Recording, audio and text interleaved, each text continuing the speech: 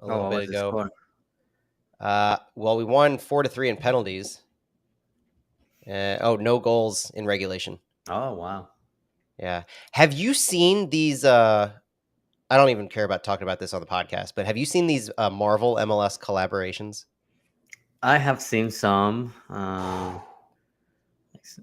have a friend from Charlotte, at the Soccer Goose on Twitter, and Ben made a comment that said that he posted a picture of theirs and said this is aggressively bad, and theirs is what St. Louis's look like. I don't know if every team looks the same, but it is a janky Captain America, like infinity looking logo. Yeah, not a fan. I saw somebody posted Oof, on social media. that's Not a fan. that's what ours looks like. It's terrible. So, Is oof.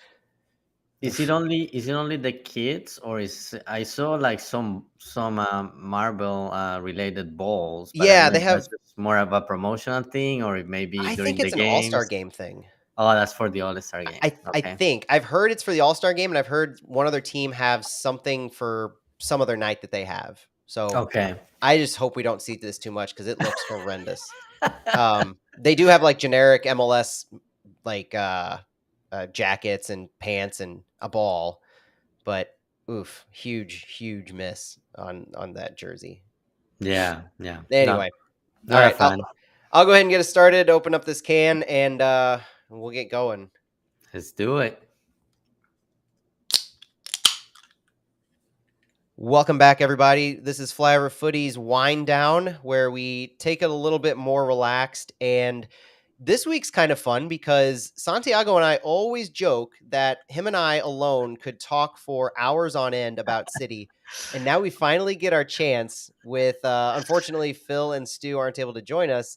And hopefully you've enjoyed that first 45 where we recapped high level RSL. We talked about some of our key players and did a pretty big preview on the Quakes. Santi, let's we're gonna have a deep dive into RSL. We're gonna look at those goals and kind of what that means going forward because there are a lot of takeaways for how those goals happen against RSL. But we also have Johnny Klein and a little bit more on the Quakes to talk about. What do you want to talk about first? Let's start with Johnny Klein, who got some minutes with City last night. Unfortunately, that's his second game played, and per the rules, he won't be eligible for any more games. And boy, was Bradley Carnell a little coy with his answers today in the press conference about that. So, if you're not familiar with MLS rules regarding this, MLS teams can have up to 4 call ups from their affiliate teams, City 2 in this case, per season. And in those 4 call ups or short term loan signings, you can have a player appear twice. So, Johnny Klein could be called up a total of 4 times in this season because he signed directly to City 2, but he can only appear twice. And like Santi said, that second appearance happened this week against RSL. And it happened in kind of an odd time to me. I get that we were thin on depth in the attack, but to bring on Johnny Klein so late in the match kind of it raised questions because that's it for him. So is 10 minutes against RSL when you're down 3-1 worth not having him available as a short-term call-up? But does that mean that that isn't even a consideration? Like they already have a longer-term plan for more Johnny Klein appearances, which Bradley Carnell said today would look like a signing directly to City. Yeah, and maybe that was the reasoning. Like, yeah, we don't care about this being his second appearance. Yeah, it looks weird that it is in the 80th minute of a game that is 3-1. But at the same time, you mentioned the depth issues and maybe needing some fresh legs. He came in for Thomas Ostrak, Yep. which could also be an indication that maybe they wanted to rest Ostrak. Bradley Carnell talked about Thomas Ostrak today, and he said he was settling in that number 10 role centrally. So that's what I'm thinking. He will start again, and maybe that substitution was to give him some rest for Saturday. But yeah, maybe there will be a Johnny Klein signing in the horizon. Yeah, this is entirely speculation. I want to pick up on that point because subbing out Tomas Ostrak, I'm a huge fan of that. because I've been a huge fan of Tomas Ostrak ever since he was announced for City, and we actually looked into his history, and he's been one of my favorite players, most exciting players. He's got pictures with my daughters who they have on their walls now. It's just a huge thing. And to hear Carnell talk about Ostrak getting into a rhythm of games today in the presser, a rhythm of performances. Carnell said, I believe the central 10 is his best spot. He's talked the same kind of concept about Indiana Vassilev, that centrally he plays best. So that's why last year we saw Indiana Vassilev with Miami out on the wings. We're not seeing him here because Carnell has identified their best positions, and that's where they're playing them. Same thing with Ostrak. Last year we saw Ostrak on the wings for City 2 just as much as we saw him centrally. And so I'm excited to get him more of a run of form in that number 10 because Vassilev has to fall back. This could be Ostrak's big opportunity, big chance to get more minutes. If you're right, I will be thrilled to see him in the starting lineup. But what does that mean for Johnny Klein to come in here? It it also said that you're bringing in like for like. You're bringing in a central attacking midfielder for a central attacking midfielder, as opposed to the other option that I could see on the table, given the bench against Real Salt Lake, was bring in Akil Watts and then slide Indiana Vassilev up to the 10. The conspiracy theory I have now on that is you don't want to take Indiana Vassilev out of his box to box positioning because you're going to use him there for the next few games. And that's Hmm. why I was saying earlier, I wouldn't be surprised to see Indiana Vassilev continue in this role, even though he didn't find success in this match. I think he's probably our best box to box option at this point with how he's able to control the ball and really be creative in his own right and also send crosses, really do everything he needs to do to control the ball through the midfield. Just needs to be given that opportunity in the flow of play. Yeah, yeah, and I think it will take a few games for him to adjust. But yeah, he's familiar with playing as a 10, with playing as a 6, and now that he has to take that box to box midfield role that Edward Leuven had, it will just take some adjustment. But yeah, I agree. I wouldn't. I will keep.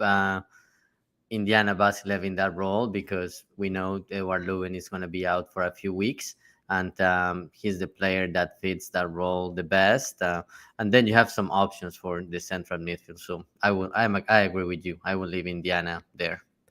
And Carnell also talked about the principles that you talked about earlier, Santi, in that it's not too much about personnel, it's about principles. And he mentioned specifically we can play double sixes with Jabulo, with Miggy, with Akil Watts, if there needs to be a little bit more of a defensive approach and get Indy up the field. That, to me, spoke to the adjustments that could be made if you need them to in the back Hmm. half.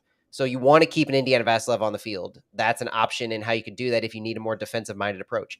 Maybe we go up 3-0 against San Jose, and maybe we need to fall back a little bit and park the bus, so to speak. A double six look with Jabula Blom and or Miguel Perez, Akil Watts could be that answer if you keep Indiana Vassilev on the field. There's a lot of interesting notes with how that could play out. Wow, parking the bus. This will be a new territory for City.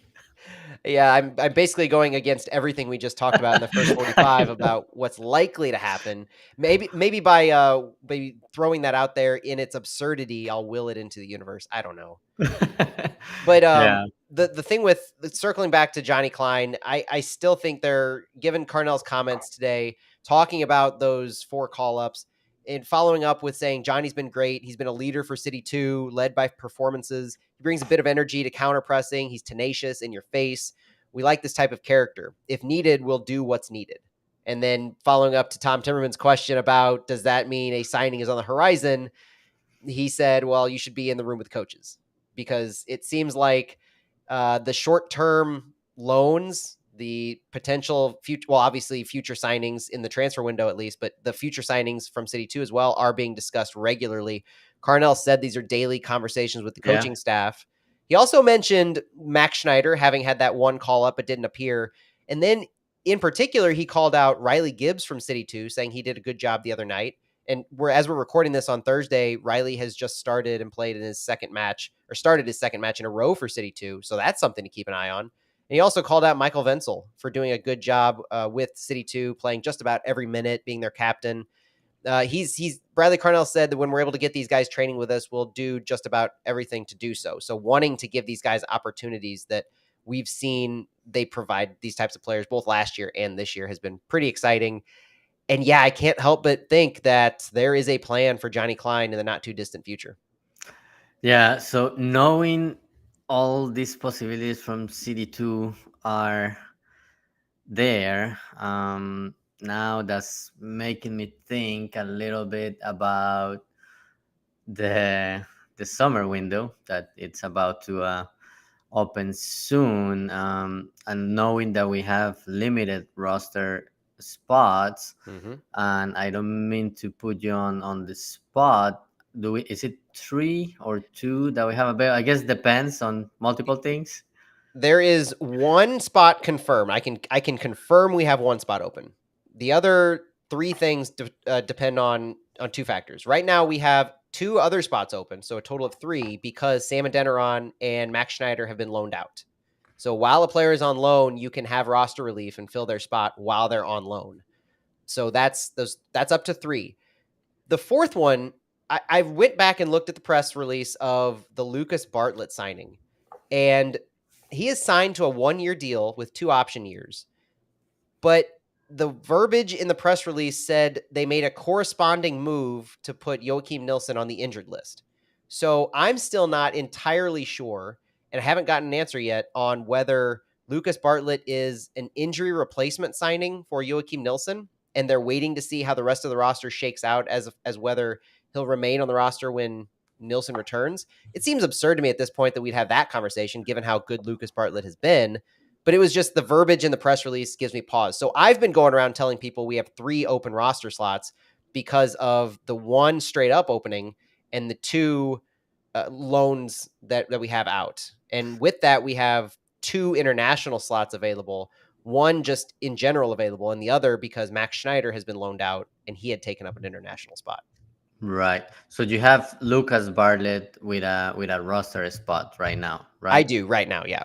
Yeah, and maybe initially that was the plan. Like, yeah, he would be an injury replacement. Maybe he will see some time with CD2, but he has just his rise has been amazing, and he has great chemistry with Tim Parker, and they have a really good relationship. Actually, Lucas Bartlett has mentioned before that basically he considers Tim Parker a mentor, Mm-hmm. and he has grown so much with City, and he's one of those guys that also had a chip on the shoulder. He didn't see much time with FC Dallas last year. He featured with North Texas, but he took the opportunity to be a trialist with City. I remember I had a conversation with him for one of the segments we have to do pregame, and he mentioned he had other options when City was in the mix. He didn't say what teams, but he said, "Yeah, Right. I had other options, but I thought that City was the best option, and I took the risk of being a trialist and earning that spot." And yeah, right now I think that's out of question. I don't think. Oh yeah, Nilsson is back, so oh yeah, and Lucas Bartlett was the injury replacement. I think that's out of the question. I don't think Lucas Bartlett is gonna be sent to CD2 or anything like that. So I would think that's a roster slot. Yeah, and Lucas Bartlett has more than shown himself, and the ability for Kyle Hebert to move to left back has just cemented the amount of time that Lucas Bartlett has been given. At this point, he's started 11 games and featured in 12. So he's one of those, top 11, so to speak, when you're talking about an optimal City lineup right now, because optimally, I would have to name Kyle Hebert as our left back. And that just makes me wonder what we're going to do in that transfer window, knowing we have one official slot, 2 more for loans, and likely that's it. Because if you fill more than one, you're going to need to take into consideration what you do at the end of the year for some of these guys who are on 1-year contracts, or Sam Adeniran or Max Schneider, and how that's going to shake out. If we sign more than one player in the summer transfer window, whether it's Johnny Klein or a player from outside the organization, if we sign more than one, it seems pretty safe to say that one or both of Max Schneider or Sam Adeniran aren't going to be brought back up for any consideration. Like, I think Max has already been announced as a full year loan, but Sam, it wasn't announced how long the loan would be.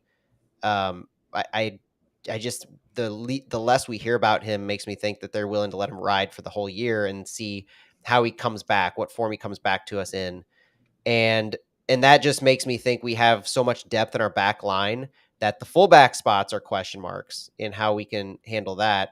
I don't think they're as much of a question mark as a lot of people think they are, just because with Jake Nerwinski's reliability and the trust that the organization has shown him, starting 18 of 18 games along with Roman Berkey, the only two players to do that. And then now you have Kyle Hebert able to step in at left back. So now you have three left backs on the roster in Kyle Hebert, Johnny Nelson, and Selmer Pedro. Your right back position could have, well, you ideally would have Owen O'Malley there. You ideally would have Akil Watts as your backup, but more than that, you seem like Kyle Hebert is your backup right back as well. So I wonder how they're going to handle that when we talk about who they're looking for to fill that one or two or three roster slots, other than an obvious seems like a need for a striker. Yeah, but yeah, I don't know. Like, just back to the possible City Two signings, just made me think a little bit about. Okay, does that mean that maybe we're not looking to bring like an international player, and maybe more looking at what we have available in house with City Two? And obviously, there had not been a lot of rumors besides that Conrado Hmm. rumor. I haven't seen anything else, and the window is around the corner. It's So surprising we yeah, haven't heard many serious rumors, to be honest, knowing how those things tend to leak ahead of time. yeah, and knowing there are international slots available, the team hasn't used the U22 initiative slots either. So it'll Nope. be interesting to see how the team handles the window. Although when you asked Carnell on Monday, he was like, yeah, we know the window is coming and we're looking at options, but he didn't say much. Yeah, I'm glad you brought that up because that was interesting to me. That tells me um, they're not looking to bring in anybody outside the organization as an injury replacement for Mm-hmm. Klaus or Leuven. I think that was reinforced today because there are multiple ways you can bring an additional player from outside the city roster on. You've got the City 2 short-term loans. You can have roster relief for an injured list player. You can just straight up sign a new player during the transfer window. But it seemed like the first and third are the options they're looking at. They're looking at these short-term loans where he mentioned Riley Gibbs and he mentioned Michael Wenzel, and he has talked about the summer transfer window, and I believe we're going to be active in it. But he seemed to shut down the notion of Klaus and Leuven being placed on the injured list so that we would get or roster relief for those two spots. Yeah. So yeah, it'll be interesting to see what moves the team does. One thing that and I mentioned it on the KTRS portion that he has said it a couple of times this week. Trust the process, and that's Yep. something I really like because giving a chance to the guys who have not had minutes and now they come and step up when some players are out, I think is the right thing to do. And also just thinking as an expansion team, this is the time to do it. Give everybody a chance. See how much they can contribute to the team. Same thing. Bring some guys from City Two to see what they can do when you're trying to build a team and knowing that right now you have some credit in the bank with what you're doing with 29 points and being in the top positions in the table, that this is probably something. I think the team themselves, I think Carnell and Lutz and the coaching staff, they probably expected that. They always talk about internal goals, but they don't share with us what those goals were. But they always say we're not surprised that we're doing so well. But in my opinion, there is some credit in the bank, and you can always play with house money and give chances to the players you already have. Look at some guys from City too. But I think this is the time to do it when you're trying to build a team. When you're building a team on your first year, that's where you need to give close looks to some of those guys. And I know there is a lot of anxiety about, oh, we need another striker. We need to bring a big star from overseas. But I think it will be a combination of that. Maybe some guys from City Two, and maybe there will be one player that will come from another market, and maybe will be one of those U22s, or maybe that young DP or third DP. So it'll be interesting. It'll be an interesting 2 to 3 weeks coming up. So one of the things that really speaks to me is if you were able to hit as well as we've hit on our optimal lineups and being successful in the league right now, when you finish that first season, you're looking to not just give chances to guys in your organization that deserve them, but you're looking to some of the guys aren't going to be on our roster next year. And just a quick look ahead to whose contracts per transfer mark are expiring at the end of 2023 because there are quite a few. I'm looking at Jared Stroud. I'm looking at Celio Pompeu, Johnny Nelson, Akil Watts, John Bell, Lucas Bartlett, Aziel Jackson, Michael Creek, and Max Schneider, all of whom's contracts are listed as running through 2023. Most of them do have club Options, options. right? Yeah, Yeah. most of them do have club options, so they could always bring them back.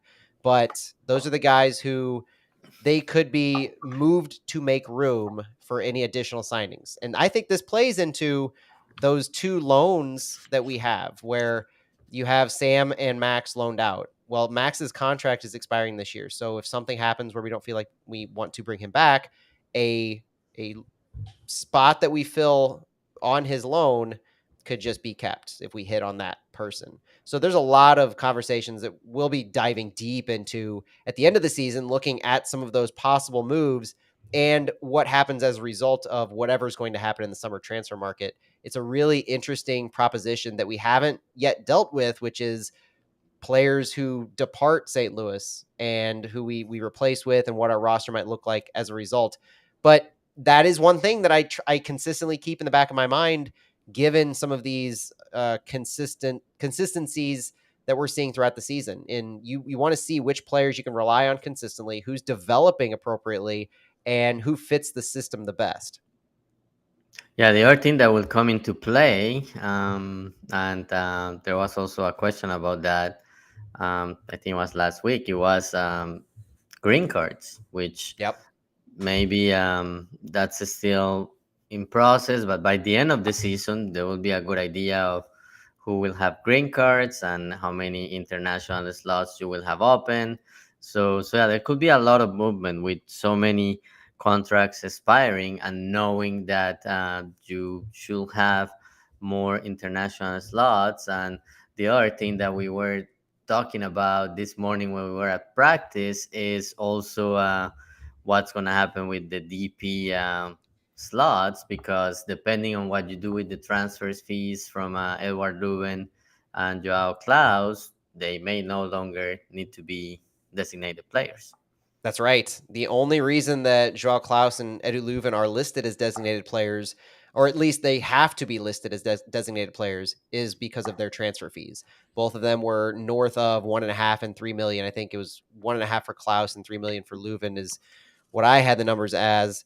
And the max amount that you could pay a player without them being a designated player is about 1.65 at this time, which is what Roman Berkey is making. He's what's called a max TAM player, meaning the MLS roster rules allow you to buy down a player who is making $1 million over the maximum roster salary budget charge. And so that's Berkey right now. We're spending $1 million of TAM to buy him down to make him fit without being a DP. And if Klaus and or Leuven are able to be bought down, if we've used their entire transfer fee on this year, that definitely frees up a whole lot of interesting scenarios because right now we have a third DP slot. We could use it as a DP, as a young DP. Lutz has said they're not looking to use it, but we also, because we haven't filled that with a traditional over 23 years old DP, we have three U22 slots available. And I mentioned the number of roster slots we have, one to three, given our loans. Well, we haven't signed any U22 players, and we've got some guys who are close, who are possible. Like we had projected, are we going to have an Isak Jensen? Are we going to have a Tomas Ostrak? Ostrak himself has aged out of that point, and Isak Jensen, we don't believe really warrants it because of his salary. It only is impactful to a roster because of the salary relief you get. No matter what you pay a U22 up to a certain point, they're only going to hit the budget at about 150 or 200,000. So you save hundreds of thousands of dollars to your overall roster build by utilizing these slots for under 22 age players. And that's something that I hope we're more active in, because if you find a player who fits that bill, there's no reason not to use one of those slots. Yeah, I really like that mechanism, and I hope City finds a way to use it. And it's not only just all the relief you get on the budget, but also sometimes you can get a player with potential that down the road in 2 to 3 years you can sell them at a profit. So it's That's also right. a good mechanism for that. That's right. And that profit you can convert into GAM. You can keep and spend on whatever you want. There's flexibility on the amount you sell a player for compared to what you bought them for. And one correction I'll give to myself in what I had written down is that I have Joao Klaus's transfer fee at 3.5 million and Edu Leuven's at 1.1. Both of them do push the player over the threshold significantly. But something to keep in mind is that with Leuven, we are much more likely to convert him to a non DP next year because of his relatively lower transfer fee cost versus Joao Klaus. Hmm. Interesting.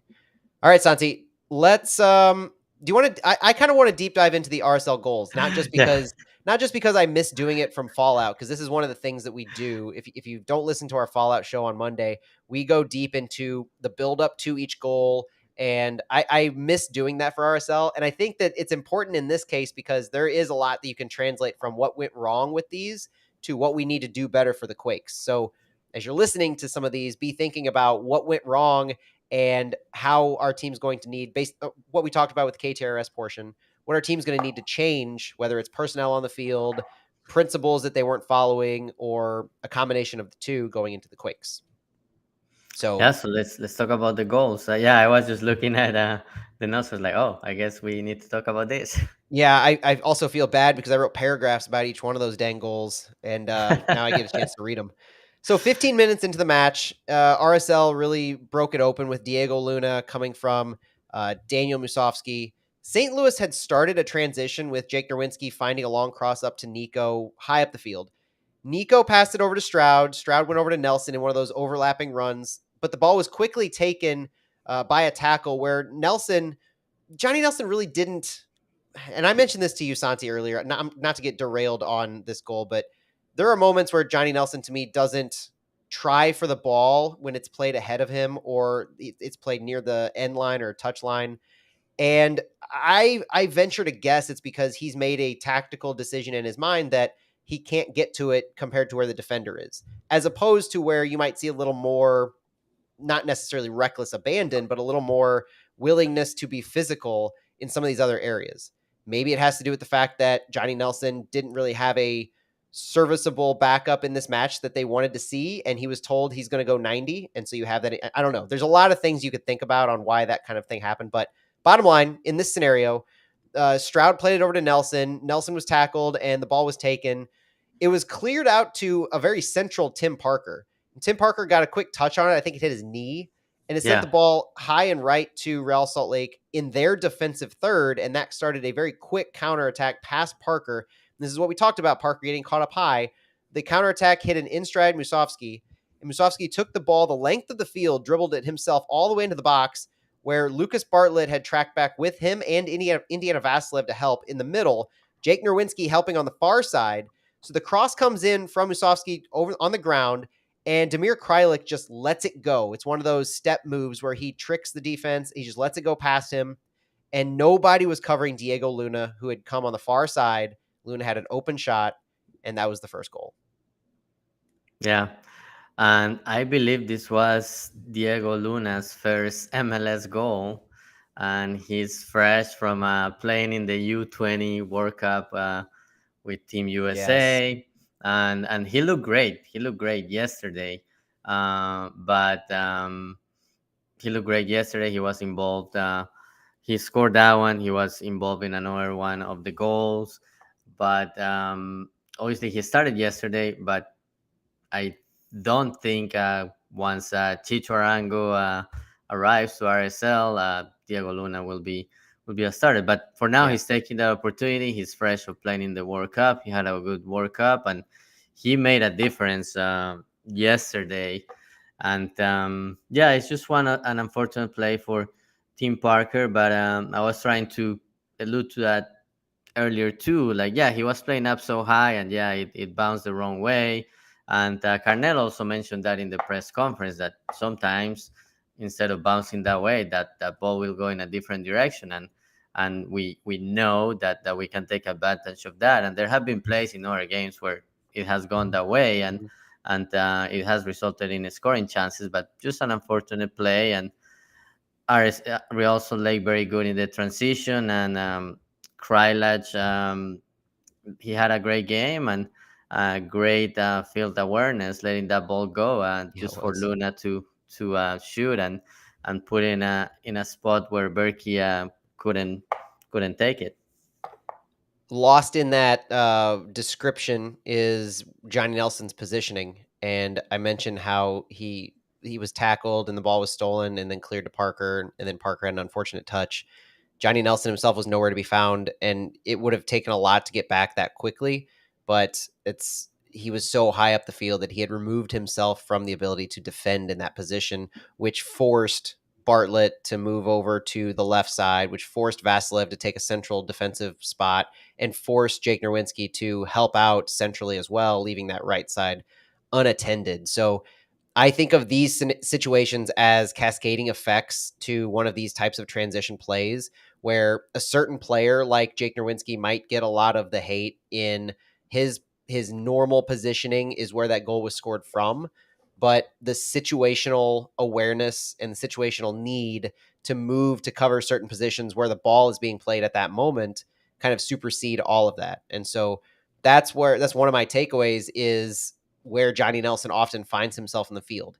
It could be it was a positive early in the season. Let me say that is when Joao Klaus was in matches, Johnny Nelson was very effective at sending him crosses. He was very effective moving high up on the field, and our offense worked well going through Johnny Nelson just as much as it did going through Edu Leuven. But we haven't seen that in the last 10 games or so, and that has in this match shown me it's a liability when we're not effective in the attack, but we're very weak in the back line and in our defense in those transition moments. Yeah, I had not thought about the Klaus effect on how Johnny Nelson will position and play. But yeah, that makes a lot of sense now that you don't have that Joao Klaus threat. Maybe I guess Johnny Nelson is not as effective as he was at the beginning of the season.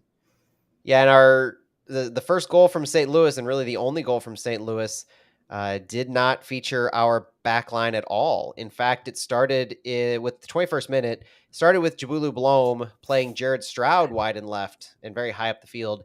Stroud waited for Nelson on the overlap where he did prove himself very high on the field over there. So this Stroud Nelson thing comes back, and when Nelson was able to be found high up the field, they struck a back and forth that ended with Stroud in the box, delivering the ball very low, going all the way through the box, out to Celio Pompeu, far wide right, who found Jake Nerwinski, who himself had been played pretty high up the field.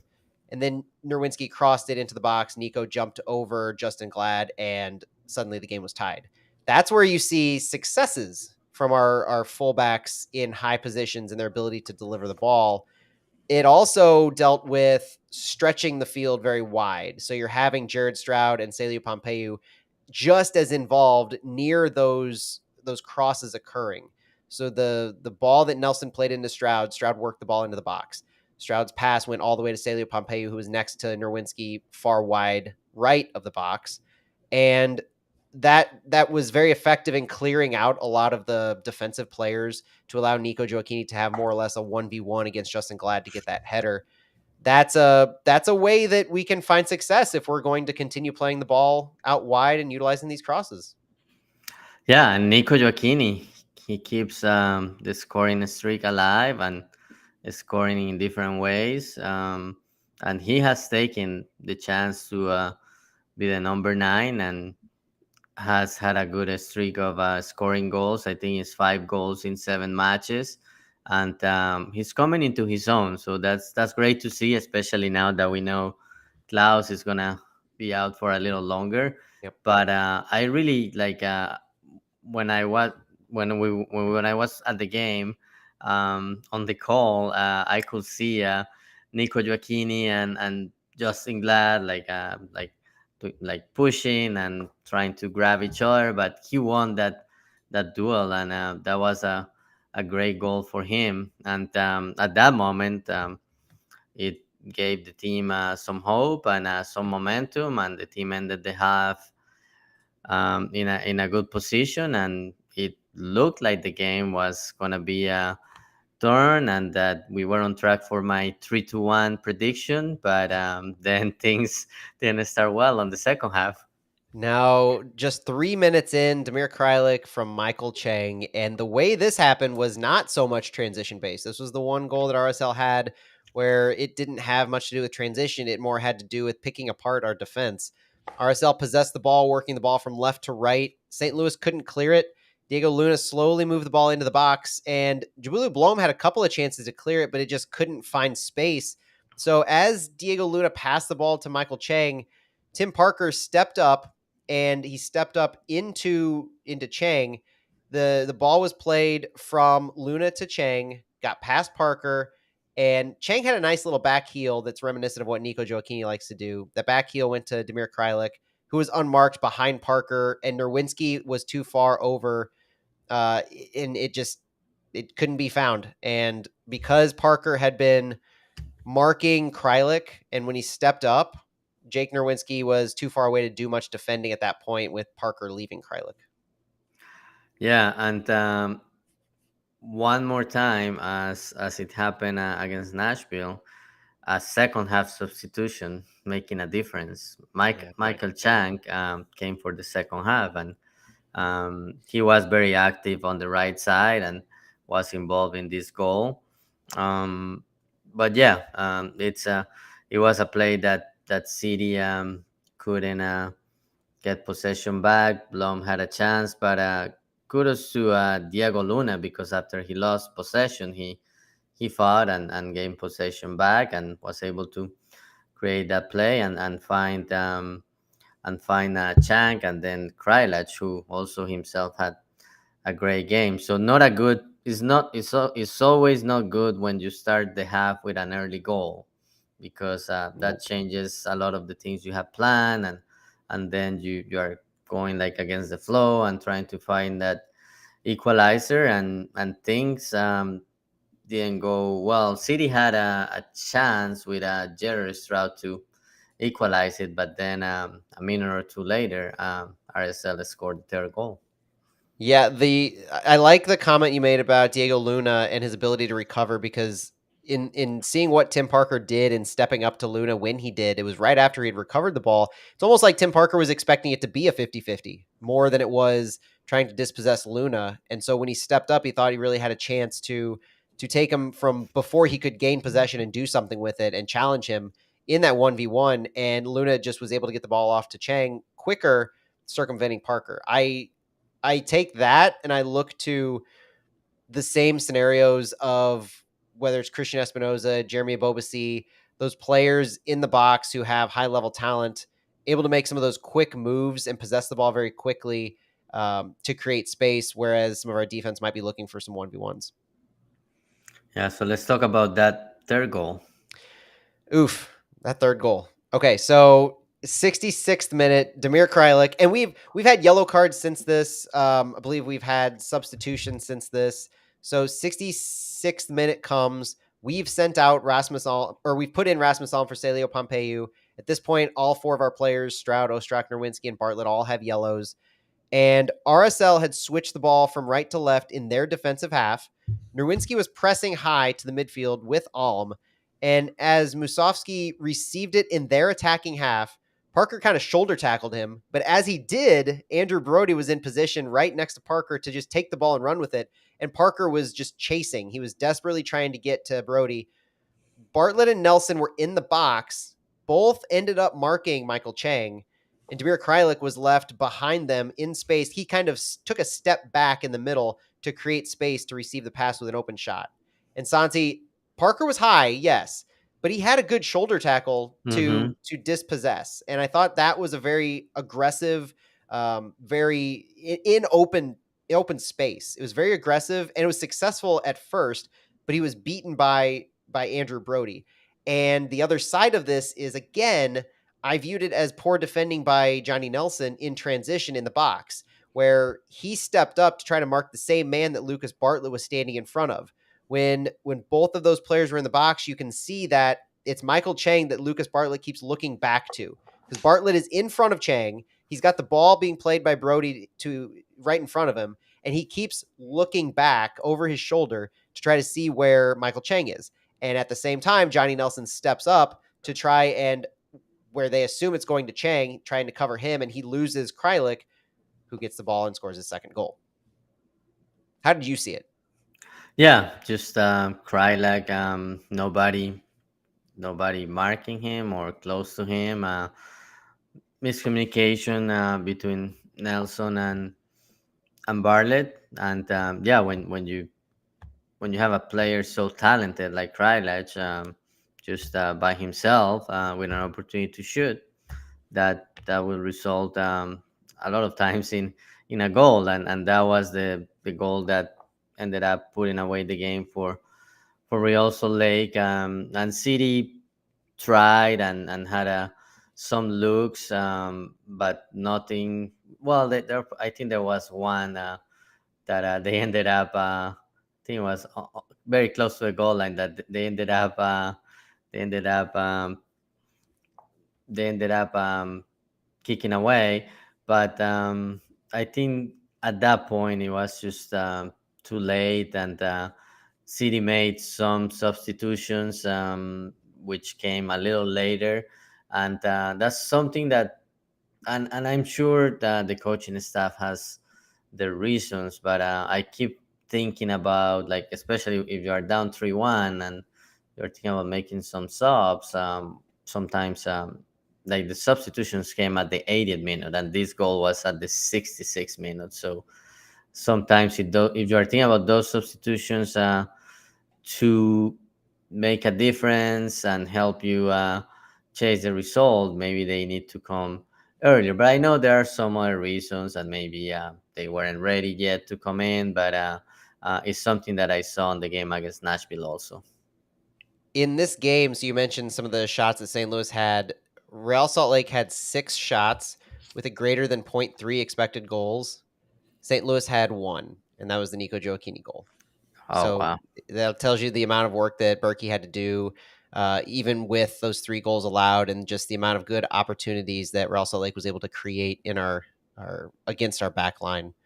That has to change against the Quakes. And some of the things we're going to get out of here soon, Santi, but some of my keys to the game for City against the Quakes really take everything we just talked about and try to do better at. Number one is defending in transition. Like, you have to shore that up.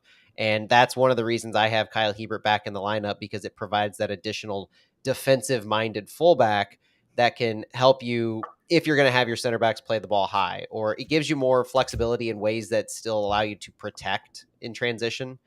And on the opposite side of the field, be more clinical after those high press turnovers, finishing better in general. But specifically, if you're going to have 25 high press turnovers and you can't get any shots on goal that have a higher than 0.3 XG, Mm-hmm. that's a problem. And it has to be corrected by the players who are in that attacking third after the ball is turned over. So knowing, I saw Tomas Ostrak do this very well in previous games, where it was against LA Galaxy almost to a fault, where he was able to identify as soon as we received possession, and he knew what he needed to do to create space, sprinting upfield. That kind of action where you have to be aware and create space yourself to create 2v1s yourself, to put yourself in overloads that allow you to not just take the ball, but immediately find a player who's in a good position for a shot and then succeed in that shot. We've had so many shots blocked over the past few weeks. We've had so many low percentage shots. We have to be more clinical in all these areas. And it doesn't matter at that point whether the ball is played through the midfield or whether it's played through the wings. You have to finish better. Yeah, 100% agree.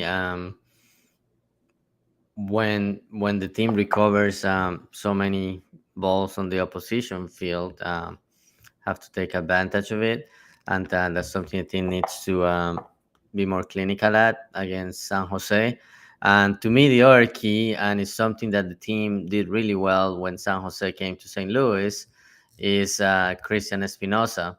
It's controlling Christian Espinosa. He's their DP, leading goal scorer, leading the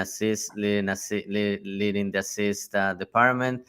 And it's interesting because same thing with Nashville. We were talking now. It's not often that the same player leads in scoring and in assists, but with San Jose and Christian Espinosa, it's the same thing.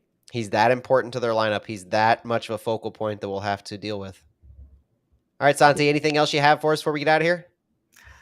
No, no. Just a quick turnaround for City, and hopefully at least 1 point. You were saying that this is the longest streak.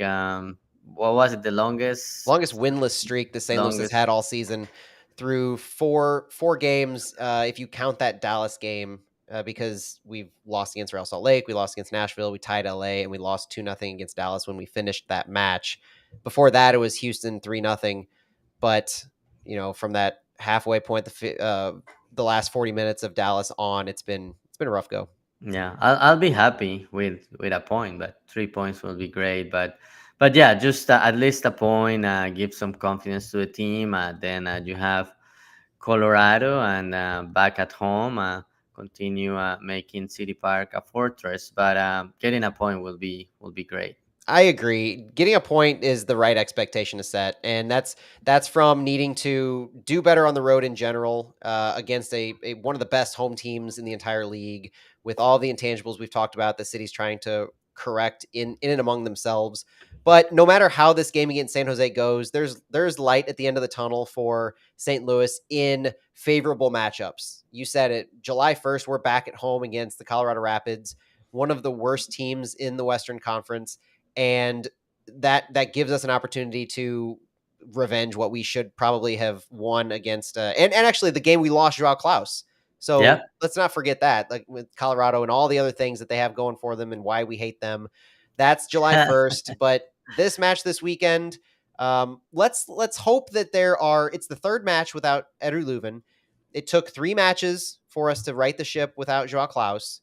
Maybe there's something to it. Maybe the stars will align and that both teams had a midweek match.